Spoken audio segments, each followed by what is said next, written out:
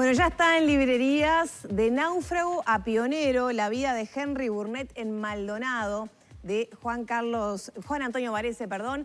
Varese, que nos tiene acostumbrados a repasar las historias de naufragios que han marcado, ¿verdad?, el desarrollo del este del país y la costa de nuestro país. Así que, bueno, le agradecemos su visita esta mañana. ¿Cómo le va? Muy bien, muchas gracias. Buenos días. Bueno, llegó hace unos minutitos y le decía Burnett. Ah, por eso el Parque Burnett en Maldonado, ¿no? ¿Quién era Henry Burnett, de 19 años, cuando llegó a estas costas? Fue uno de los tantos pioneros que ha tenido el este uruguayo, junto con Piria, junto con Lucich, junto con Gorlero, y otros tantos que poco a poco van a ir saliendo, porque en realidad la historia se va haciendo con determinados personajes. Algunos quedan brillando, pero otros pasan un poco al olvido. Y el caso de Burnett es uno de los más interesantes porque era un joven inglés, un auténtico inglés de 19 años, que llegado al Río de la Plata en un barco llamado Bombay, el barco se incendia frente a la isla de Lobos, los náufragos son traídos a Montevideo, y allí este joven de 19 años se enamora de la enfermera, una Carolina bien criolla, Carmen Rodríguez.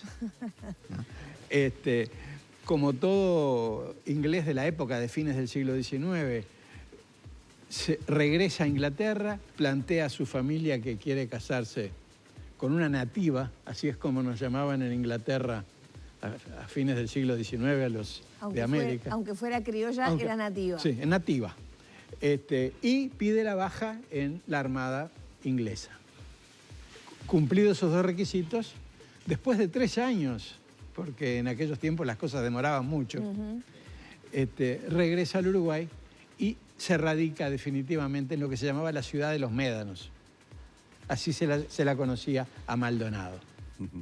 ¿Por qué? Porque después de las tormentas no había plantaciones de pinos ni de eucaliptos como hay hoy. Entonces, después de una tormenta, a veces la ciudad quedaba, parte de las casas había que andar con la pala sacando la arena. ¿Qué lo hizo ser pionero entonces? Porque hasta ahora es una historia... Hasta ahora es una historia de amor que es muy linda. Interesante. Pero todas las historias tienen que empezar bien. Y bueno, fue un buen camino, una historia de amor. Pero este hombre era uno de esos ingleses que después en Estados Unidos produjeron esa fiebre del self-made man, esa gente que hacía de todo, que se metía en todo. Y Burnett, debido a su personalidad, se convierte en agente del Lloyd's de Londres, que era la compañía de seguros marítimos más grande del mundo, proveedor de los barcos que llegaban al Río de la Plata. Se transforma en salvador y rescatador de barcos hundidos. Y un poco a pedido de su señora, que quería cultivar un jardín, empieza a pedirle a los capitanes de los barcos que llegaban que le trajeran semillas de Europa. Un poco lo que hizo Lucich también después, ¿no? Entonces le empiezan a traer... ¿Podría decir que es el antecesor de Lucich? No sé si antecesor. Cada uno cumple en caminos separados, pero siempre en la vida uno es un poquito, se apoya en el otro. Evidentemente el ejemplo de Burnett fue anterior, ¿no? El de Lucich fue posterior, muy importante también, porque plantó diferentes, son conceptos distintos. Entonces, Burnett comenzó la plantación de pinos. Y una lucha terrible, porque en esos tiempos no había nada plantado. Por algo hay una torre del vigía en Maldonado, desde la cual se veía el mar. Claro. Y se llama Torre del Vigía porque desde ahí se miraba y se contemplaba toda la bahía, ¿no? En estos momentos es imposible, esa torre queda perdida casi a la altura de algunas casas. Pero a pesar que está en un alto, ¿no? A pesar de que está en un alto, las edificaciones. La plaza Torre de Vigía. Entonces, poco a poco, esa lucha que comenzó en los alrededores de su casa, comenzó a extenderse. Él tenía tierras que llegaban hasta lo que es hoy el Sanatorio Mautones, y todo eso se fue cubriendo poco a poco de árboles. Y es claro, ese buen ejemplo lo fueron tomando otros forestadores, y así la zona del este se convirtió en lo que es hoy. Mayoritariamente pinos. Mayoritariamente pinos y eucaliptos. El eucalipto es más una versión que tiene más contras, pero también se fija muy bien.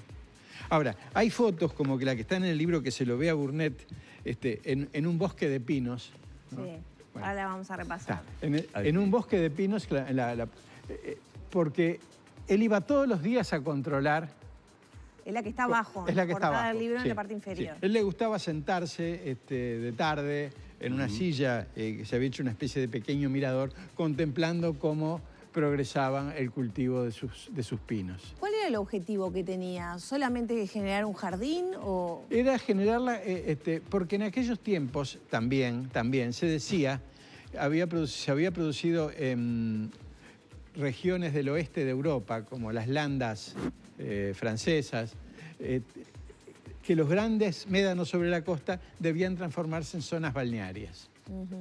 ¿No? Y entonces la plantación de pinos permitía una especie de subclima, de modo que la gente pudiera ir en verano, pero también tuviera cierto refugio en los inviernos. Claro. Entonces, por eso es que podemos considerar que Burnet también fue uno de los primeros precursores del turismo en la zona. Y además una cosa interesantísima, un capítulo que figura con cazadores. Los ingleses tradicionalmente eran cazadores, andaban con los perros y, de verdad, a caballo disparando. Bueno, entonces Burnet les había organizado jornadas de caza. Llegaban de los barcos, sobre todo los barcos carboneros, porque antes del petróleo como hoy era la época del carbón.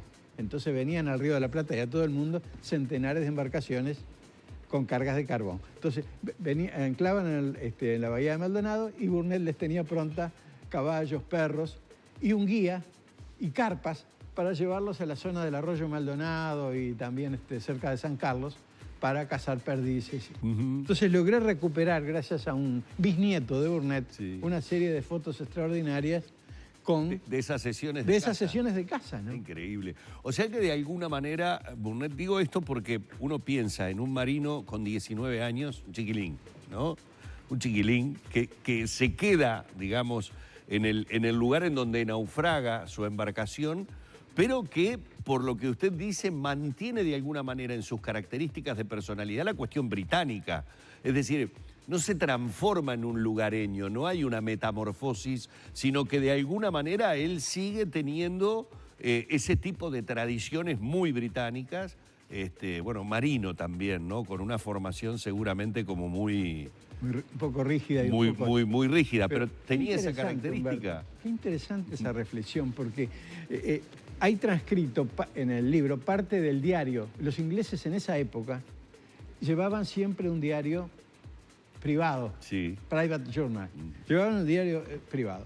Y entonces, Burnet lo empieza en inglés y lo termina al final en español.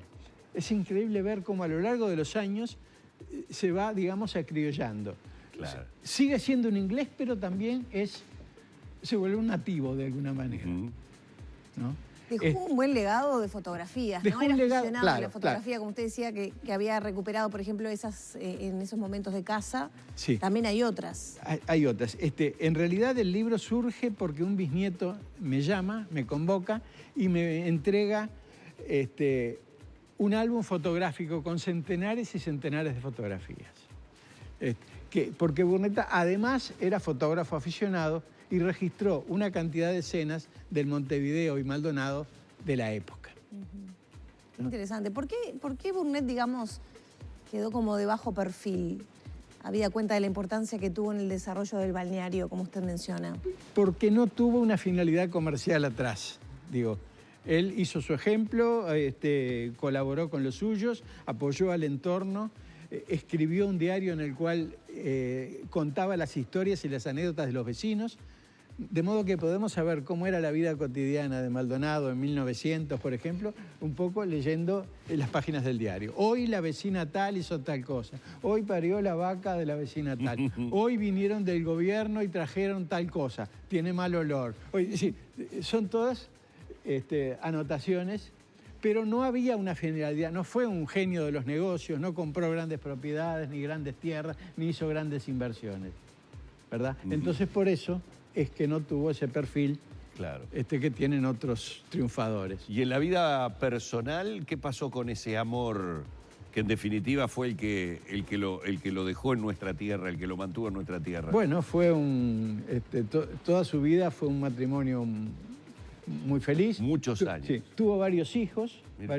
que, bueno, que después circularon por distintas partes del mundo. Incluso el bisnieto ahora, que tuvo una gran trayectoria en San Carlos, en estos tiempos está viviendo en Miami.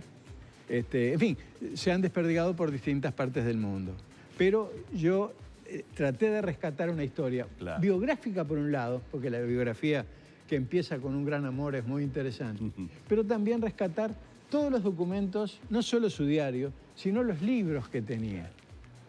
Hay un libro que es una verdadera joya, que yo, una vez presentado un libro en la Intendencia de Maldonado, lo voy a donar a la Intendencia, escrito por un capitán retirado, un capitán inglés, nada menos que Kennedy de apellido, que después de retirarse se dedicó a recorrer todos los países de América del Sur para cazar.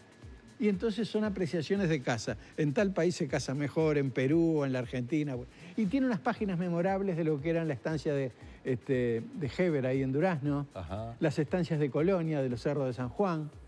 Describe que, es decir, y los capitanes que venían dejan sus impresiones sobre cómo era Montevideo, cómo era Maldonado, cómo era Buenos Aires. Claro, verdaderas crónicas de testigos. En este caso, llegados desde afuera, cómo nos veían en esa época. Y con referencias interesantísimas a por qué la Argentina tenía los problemas que tiene, por qué el Uruguay tiene los problemas que tiene, que si uno lee ese capítulo final que se llama Uruguay y Argentina en el fines del siglo XIX, uno va a ver que es una réplica de lo que es hoy, de alguna manera. Cambian los nombres, cambian los partidos, cambian las cosas, pero la problemática sigue siendo la misma. Sigue siendo lo mismo.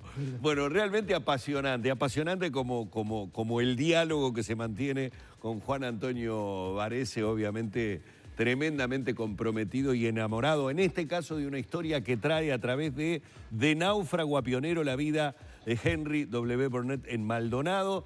Recomendación más que saludable para estas épocas, esté en el este o no esté en el este, donde se encuentre, para compartir esta biografía que, bueno, aquí ha estado charlando con nosotros Juan Antonio. Muchísimas gracias. Gracias a ustedes. Gracias. Hacemos la pausa, venimos para el cierre de esta mañana en Arriba Gente.